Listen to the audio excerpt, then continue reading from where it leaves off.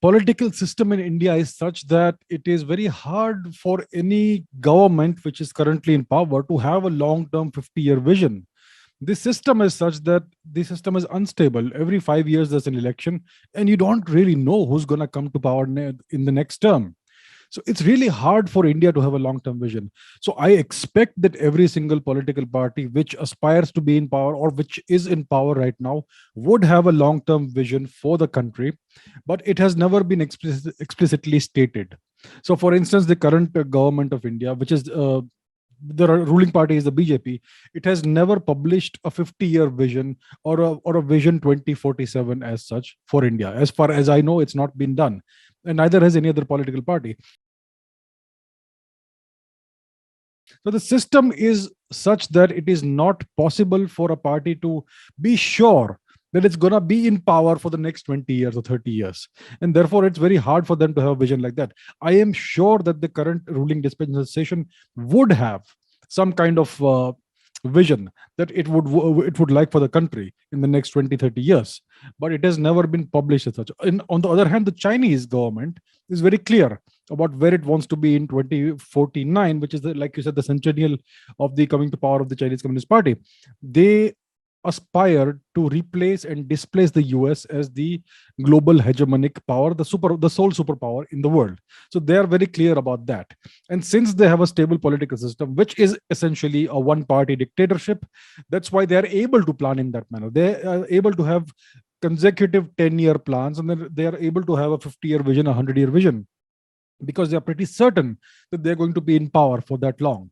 In a democracy, we have a different kind of setup, so we're not quite sure where we're going to be. On the other hand, if you take a third example, the United States has had a remarkably consistent foreign policy. Whichever dispensation comes to power, whether it's the Democrats or the Republicans or whoever is the president, the foreign policy is remarkably consistent, which points to the existence of what is colloquially called the deep state, which is the true power, where the true power really resides in the United States. And that is where the foreign policy decisions and policies are framed and decisions are made. So the foreign policy has been remarkably consistent in the US.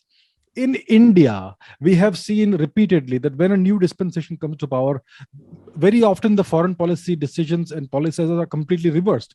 For instance, when Morarji Desai came to power, he immediately compromised all of our intelligence assets in various neighboring countries, especially in Pakistan. Immediately disclosed the existence of these assets, and they were all neutralized. Once again, when I.K. Gujral came to power, for just 3 months, he did the exact same thing.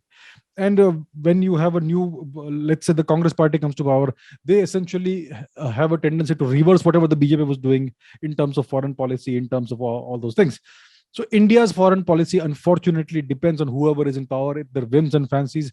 Sometimes it is a very responsible government, sometimes not so responsible, especially when you have a coalition government, when you have a government that is not strong enough and weak and may not last very long, but still they have the power to make foreign policy decisions, and which may not always be aligned with the best interest of the nation. So that's why India doesn't seem to have, as far as I can see, a coherent, consistent, long-term foreign policy. I'm sure the current government does have a vision, but I don't think they've explicitly stated it. If they stay in power for a long period of time, they'll be able to work on that. But this is the inherent problem and weakness of the Indian governance system. Please remember to subscribe to us and switch on the notifications for this channel. For our other social media links, more content, and to support our work, please visit citti.net. Dhanyavad. Namaskar.